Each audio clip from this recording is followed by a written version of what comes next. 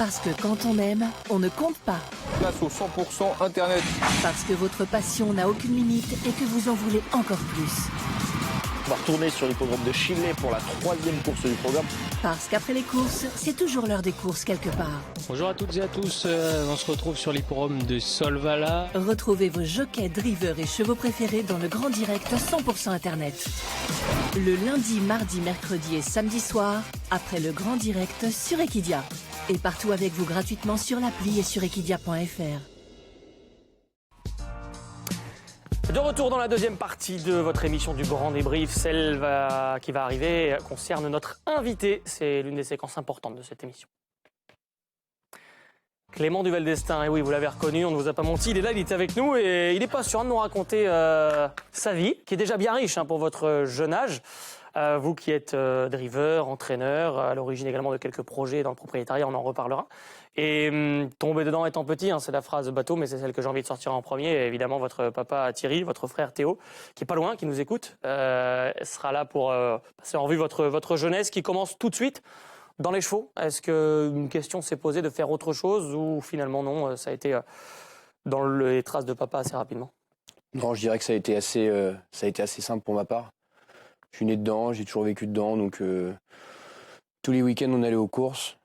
Donc voilà, à partir de ce moment-là, ma voie était définie. Avec un réseau d'amis, de copains qui étaient également du milieu? Bah, c'est ça en fait, on va dire qu'à force d'aller aux courses tous les week-ends, on crée des relations humaines. Et voilà, je suis bien entouré, on va dire. La famille vous a poussé à... Tiens, on voit une petite photo sympathique avec... Elle est belle, celle à regarder avec Nicolas Bazir. La famille vous a poussé à y aller, à rester dans ce milieu où on vous a expliqué que ça pouvait être un métier difficile, même si vous en rendiez compte au quotidien, mais... Non, on m'a quand même fortement conseillé d'en faire partie. Après, moi, Okay. c'est toujours ce que j'ai voulu faire aussi. Okay. Et puis voilà, on a la chance d'avoir un père qui travaille énormément pour nous, donc on aurait été très bête, mon frère et moi, de pas mettre le pied à l'étrier. Comment ça se passe justement tous les trois au travail? Les caractères? Bon, on s'entend très bien. Ouais. Il y a quand même une hiérarchie quand même. Le big boss, c'est le big boss. Ok, c'est papa. Maintenant, voilà, c'est ça. Maintenant, non, on s'entend très très bien. Il n'y a aucun problème là-dessus. Qui est deuxième dans la... Ouais, c'est ce que j'allais dire. Lequel se prend pour le big boss derrière? Botte à botte. En tout cas, vous allez rapidement aller à Vincennes en tant que fils de Thierry Duval d'Estaing, mais également en tant que driver avec les courses de poney. Vous êtes passé par cette école-là, une école si moderne maintenant, je dirais, passage presque obligé. Tout de suite, ça a été votre kiff de gagner à Vincennes, d'affronter les copains dans ces courses-là? Bien sûr, la course de poney, très important. Ça nous a permis de faire des courses, ça allait en allant moins vite. Donc c'était une super expérience. Franchement, je la conseille vraiment. Et puis après, voilà, le chemin, il s'est fait un petit peu naturellement. Puis tout s'est très bien enchaîné. Donc, Et puis toujours avec cette bande, si je cite évidemment Nicolas Bazir, Léo Abrivard, Tristan Ouvry, ces courses de poney, les courses sur le parking aussi, j'ai lu. Jour de course, ça consistait en quoi? Course à pied classique? On partait en descendant, là, forcément. des écuries. Puis après, on faisait un tour de pâté de camion. Et puis voilà, c'était souvent Léo Abrivard qui gagnait, il courait vite. D'accord, ok. Voilà, pour l'info. C'est l'info qu'on va garder, qu'on ressortira. Et donc après, vous vous lancez en tant que driver officiellement. On va faire un petit point sur là où vous en êtes avant de revenir au début, mais évidemment qu'avec Idaho Tiar, le palmarès s'est enrichi de très belle manière, et notamment avec des victoires de groupe 1, avec une belle régularité dans le nombre de succès, avec 2 victoires dans le Prix d'Amérique. Là aussi, on y reviendra, mais 26 ans, près de 500 victoires. Si je parle au Clément, qui avait 15, 16, 17 ans dans ses courses de poney, il aurait dit quoi là si je lui avais dit dans 10 ans tu auras 500 succès et 2 Prix d'Amérique? Je pense que j'y aurais pas cru. J'aurais pas dit normal. En courant sur le parking derrière un camion. On va dire qu'on m'aurait donné un bout de t-shirt, je pense que j'aurais signé en bas. Ouais. Votre état d'esprit, c'était de dire j'y vais. Votre papa a quand même un sacré palmarès. Ça met un peu de pression ou ça donne de la confiance? Non, je pense qu'on a beaucoup de chance. Ok. On a beaucoup de chance, on est très bien encadré, très bien entouré. On mène des bons chevaux. Voilà, déjà, quand les fondations sont très bonnes, après, voilà, je pense que je suis quelqu'un de très chanceux. Les fondations que vous vous êtes fait, c'était il y a une petite dizaine d'années avec un premier succès, va-et-vient, puis un deuxième, directement sur l'hippodrome de Vincennes. Voilà, vous avez été dans le grand bain assez rapidement et ça s'est bien enchaîné tout de suite. Vous avez un début de carrière assez limpide. Ouais, c'est ça, je gagne ma première course à Orléans. En faisant un peu fort, on m'a dit. Ouais. Un peu. Là, je... Voilà, pas de chalala. Non, Là, il a gagné. ouais. Celle-là, faut pas la montrer, celle-là. On n'a pas les images. On a une chouette photo, mais on n'a pas d'image. Non, je pense que j'avais peut-être le meilleur cheval de la course, donc j'avais couru peut-être 3 fois, 4 fois. J'ai mis la flèche et puis c'était parti, quoi. Ouais. Et ça a tout de suite bien pris. C'est ça. Vous avez croisé beaucoup de champions dans votre jeunesse également. Ça vous a forcément amené là aussi. Mais quels ont été les chevaux qui vous ont marqué dans l'entraînement de papa? J'ai quelques idées, mais je veux les entendre de votre bouche. Et d'abord Pearl Queen. C'est la jument. Moi aussi, hein, je vous le dis. Voilà, c'est la jument qui nous a permis de briller au niveau tout de suite. C'est vous là? Ouais. On suit le Pearl Queen du coup. Ouais, Pearl Queen, c'était une jument incroyable. On lui doit tout. On a d'ailleurs une autre photo avec votre frangin, c'est toujours vous. On espère que les chemises ont disparu. Ouais, Vous ne seriez pas capable peut-être de la remettre aujourd'hui. On avait des têtes de ouf un peu là. Déjà très coquin. Pearl Queen qui a gagné un Critérium des jeunes pour coller à l'actualité. On a quelques images d'ailleurs pour se refaire plaisir. C'était quand même une jument exceptionnelle, hein, Gilles. Max, Pearl Queen, c'était. Moi, je me souviens de Popinet Timbia de ces matchs par d'espace. Drôle de jument, ouais. Elle battait, oui, Sacrée génération. Qui faisait partie de la même écurie, hein, c'était l'écurie du Val d'Estaing. Mais effectivement, elle avait gagné combien de courses consécutivement? Je ne me rappelle plus, mais beaucoup. 12, je crois. 12, je crois que c'est ça. C'est dur de ne pas faire ce métier quand on côtoie comme vous au quotidien, en ayant une dizaine d'années, des chevaux comme ça. Vous vous êtes dit, je veux en être toute ma vie, non? Non, puis en plus, là, c'est la casaque familiale. Ouais. Enfin, je veux dire, l'histoire, elle est magnifique. Mon père connaissait l'éleveur. Donc, l'histoire est belle. Et vous aussi, vous avez eu droit à votre première course de groupe, un peu plus tard, sur l'hippodrome d'Anguin, Prix de Rome, Tifti Kaluma. Tout ça se goupille très bien. Là encore, c'est un palier supplémentaire de passé. C'est ça, la première victoire de groupe, on s'en rappelle. C'était une course qui était importante. On rentre dans le vif du sujet, on va dire. C'est simple de se faire une place dans les pelotons quand on s'appelle du Val d'Estaing. C'est plus facile de se faire respecter, entre guillemets. En plus, vous driviez un peu avec vos copains parce qu'eux aussi sont en train, à peu près en même temps que vous dans les pelotons. Moi, je me demande toujours comment on rentre dans des pelotons où il y a Éric Raffin, Jean-Michel Bazir, Franck Nivard. On doit se faire petit, non, au début? Je sais pas. Je pense qu'il faut rester naturel. Il faut être soi-même, en fait. Je pense. Hein. Je pense qu'il faut Comme ça que vous l'avez fait, en tout cas. Ouais. Pour ma part, je suis resté moi-même. Et ça se passe bien. On peut le dire. Je vois apparaître derrière vous le cheval dont j'ai envie de vous parler tout de suite. C'est une histoire incroyable, Idaho Tiar. Comment vous vous êtes retrouvé à le driver en course? En fait, Idaho, je l'ai drivé un jour de Prix d'Amérique ou de Cornulier, mais je pense que c'était un jour de Prix d'Amérique à Argentan. Donc c'était un cheval c'était un cheval un petit peu immature, mais qui avait un bon potentiel. On avait fait les derniers 500 mètres sur le pied de 10 ce jour-là. Et du coup, il faisait déjà un truc. Et puis après, on a sillonné un petit peu partout en France, les hippodromes, jusqu'à Montignac-Charentes. Ouais, sympa. Voilà, en nocturne. Faire un peu de tourisme. Sur l'herbe. Sur l'herbe. Il faut préciser que c'est sur l'herbe. Sur l'herbe. Montignac-Charentes. Bien battu ce jour-là, non? Non, j'ai gagné, mais j'ai eu du mal. C'est plus facile avec Va-et-vient à Orléans qu'avec Idaho Tiar à Montignac. C'est peut-être la course où j'ai eu le plus de mal à gagner avec Idaho. C'est beau, Gilles, quand même, la confiance qu'a donnée Thierry à ses fils et à son fils, en l'occurrence ici. Quand on a un cheval qu'on estime, j'imagine beaucoup, même si à l'époque il n'était qu'à Montignac-Charentes, un gamin, pardonnez-moi l'expression, mais quand même une vingtaine d'années. Ouais, il avait beaucoup d'expérience quand même dans l'écurie. Hein. Il nous a dit qu'il était né dedans, on le sait. Il avait déjà fait les courses de poney. Il a quand même un avantage sur beaucoup et il a la confiance du papa, c'est normal. Idaho Tiar, aujourd'hui, c'est 2 Prix d'Amérique. Ouais. C'est le cheval de votre vie, quoi qu'il arrive, mais à votre âge. Carrément. Quoi qu'il arrive. Carrément. Je l'ai gagné à 25, 26 ans. C'est extraordinaire. Dis quoi les copains là, qui gagnaient les courses sur le parking? Ce qui se passe, c'est que Nicolas, il l'a gagné avant moi. Aussi, ouais. C'est pas mal les courses sur le parking, faut voir. Il y avait quelques notes à prendre ce jour-là. Non. Comment ça se passe avec Nicolas? J'ai cru lire que c'était. On s'entend très bien. C'était top entre les deux. Ouais, on s'entend très bien. On a une bonne complicité. Ça charrie beaucoup. Ouais, on s'appelle souvent. Très souvent. Trop, paraît-il. Ouais, trop peut-être aussi. non, on s'entend bien. Il a gagné avant moi, je l'ai gagné après, donc voilà.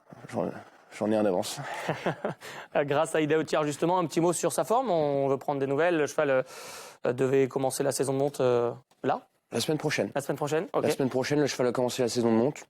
Donc il y a eu un petit souci de santé, une connerie. Rien de forcément méchant. Mais ça l'a privé du prix de France. C'est ça, ça nous a pris le prix de France. C'est un immense champion.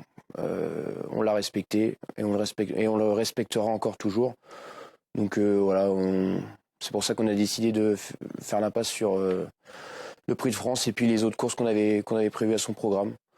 Donc voilà, le cheval va faire la monte, tout va bien pour lui. Il fait des balades attelées au pas, il va au paddock, tout va bien. Pas d'Elite Lop alors? L'Elite Lop, c'est fin mai. Pourquoi pas? Voilà, pourquoi pas. Je n'ouvre pas de porte, je ferme pas de porte, je reste neutre. Je rebondis juste sur la petite image qu'on a vue derrière vous de votre célébration au passage du poteau. Elle a été beaucoup reprise sur les réseaux sociaux. Je ne sais pas si vous avez vu, les Anglais notamment ont été particulièrement fans de votre levée de jambes. C'était un hommage à quelque chose ou c'était préparé ou c'était pour vous montrer que vous avez également des talents d'artiste, de souplesse? Non, en vérité, j'avais rien préparé. Ok. J'avais rien préparé. Maintenant, si c'est à refaire, je pense que j'irai un peu moins haut, on va dire. Voilà. D'accord. Okay. Mais non, pas de regret. J'ai vécu une super ligne droite. J'ai pris mon pied. On l'imagine. Vous dégagez beaucoup de sérénité pour votre jeune âge. On a parlé du Clément Duval d'Estaing driver, vous êtes également entraîneur, mais vous avez d'autres volontés, je dirais managériales, notamment l'initiative d'une écurie de groupe, l'écurie Union Story. J'ai vu un petit peu le site et la page qui veut emmener un petit peu tout le monde, les néophytes, et leur montrer que c'est accessible. C'est important pour vous, un, de vous investir, et deux, d'aller chercher cette jeunesse dont on parlait tout à l'heure, ou des propriétaires qui pensaient que c'était pas accessible pour eux. Bah oui, moi je trouve ça important. Je pense que pour construire quelque chose, il faut que tout le monde mette un petit peu du sien. Moi, j'ai essayé de faire quelque chose à mon niveau, on va dire. Après, voilà, Union Story, ça fait 6 ans maintenant que ça a été créé, voilà, déjà. Donc voilà, c'est parti du constat qu'en fait, j'avais pas mal de personnes qui venaient me voir sur les petits hippodromes pour discuter et puis qui souhaitaient, on va dire, se lancer un petit peu. Et c'est pas toujours simple. Il n'y avait pas forcément de solution. J'avais pas forcément à l'époque de solution à leur proposer. Okay. Et donc du coup, voilà, après j'ai réfléchi à ça et je me suis bien entouré.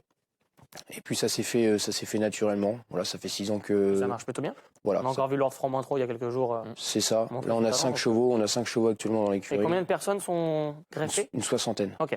Soixantaine. Je pense avec des portes ouvertes, des choses comme ça, Oui, c'est ça. Voilà.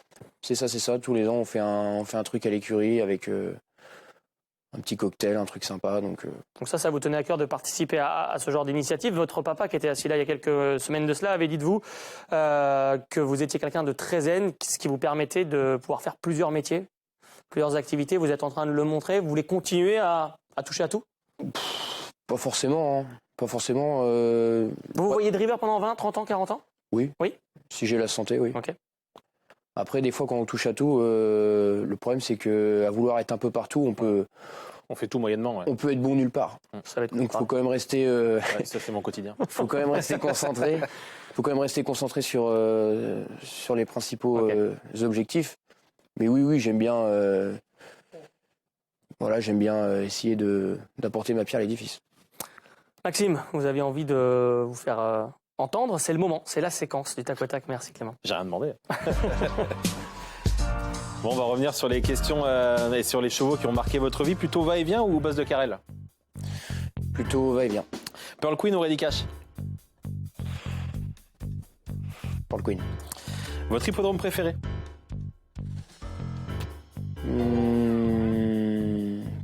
Vincennes, allez.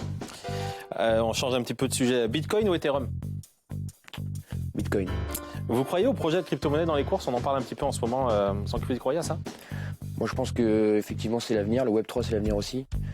Maintenant, il faut bien encadrer les choses. Et de toute façon, on ne peut pas aller contre le progrès. Il faudra qu'on s'y fasse. Donc, ça va prendre du temps, mais je pense que oui, c'est l'avenir. Parlons football, OM ou PSG? PSG.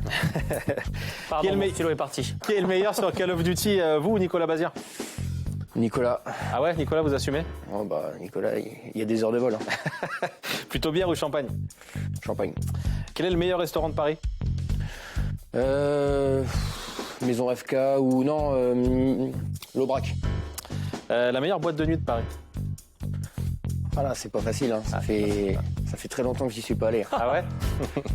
Bon, on m'a dit que vous étiez un très bon DJ aussi. On a même une vidéo d'ailleurs qui va arriver dans quelques instants. Ouais, mais je crois on l'a pas là. Ah si, moi, J'espère que ça marche pas. Je suis quasi sûr. Ouais. Vous croyez? Vous faites ça bien, hein? Gagner deux prix d'Amérique. Hein. Gagner 2 prix d'Amérique et pouvoir ensuite prendre les platines jusqu'au bout de la nuit, c'est magnifique. Et on m'a aussi dit d'ailleurs que plus la soirée avançait, plus les boutons sur la chemise descendaient. C'est votre marque de fabrique. Ça peut arriver, ouais. Vous savez pas monter les chemises jusqu'en haut. Non.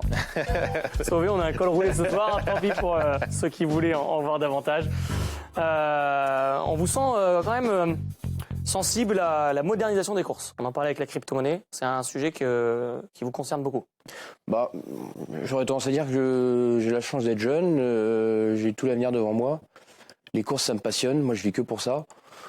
Donc voilà, je pense que c'est super important qu'on marche tous ensemble pour essayer de bien développer aider tout du moins à développer le système. À pérenniser l'avenir des courses. Tout à fait. Et si je dois vous souhaiter quelque chose pour les 10 prochaines années, à part la santé, parce que je sais que vous allez me dire ça. La santé. Non, interdit. Vous devez me donner autre chose. Sinon, j'ai une question plus difficile. Voilà, donc vaut mieux éviter la question d'après. Non, que l'écurie familiale tourne bien. Ça, c'est le plus important. Vous garderez ce cocon, quoi qu'il arrive. Il n'y a pas d'émancipation prévue de votre côté. Non, il faut que l'écurie tourne bien. L'écurie tourne bien, faut qu'on gagne des courses, il faut que les affaires soient bonnes. Tout simplement. Parfait. Et puisque Maxime ne l'a pas demandé, je vais le faire. Un prochain gagnant, c'est un peu ça devient. Non, mais si, ça devient quelque chose d'important dans l'émission, dans l'écurie du Val d'Estaing. Loustic du Vivier demain. Loustic du Vivier, donc ce lundi, tant pis pour ceux qui sont en train de regarder l'émission en replay ce mardi. C'est malheureux. On a touché, voilà. Pas vous. Merci messieurs, merci. On va aller à l'Aubrac. Oui, j'ai vu que Gilles notait pas mal de choses quand vous parliez des restaurants et des boîtes de nuit. Il attendait, il était déçu. Il est déçu. Voilà, merci Clément. Bon, ça s'est bien passé. On va poursuivre avec la dernière rubrique, celle du pêle-mêle.